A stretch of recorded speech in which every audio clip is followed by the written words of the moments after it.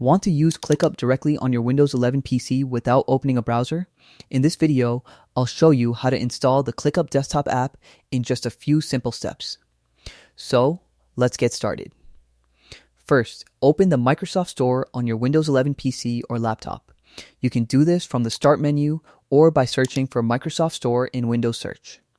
Once the Microsoft Store opens, click on the search bar at the top.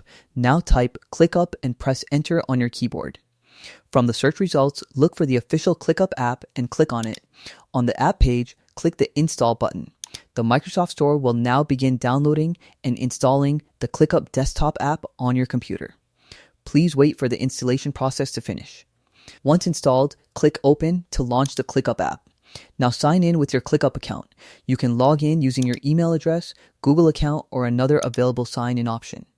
After signing in, you can start managing tasks, projects, teams, documents, and workflows directly from your desktop. And that's how you can install the ClickUp desktop app on a Windows 11 PC or laptop using the Microsoft Store.